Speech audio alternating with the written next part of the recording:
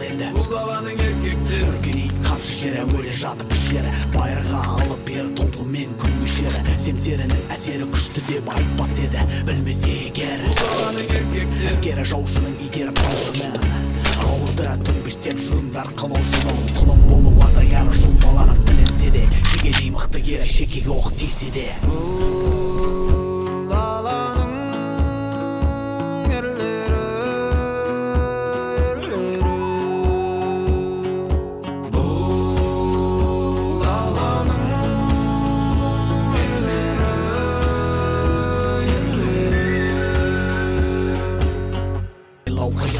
Бұл даланың еркектерін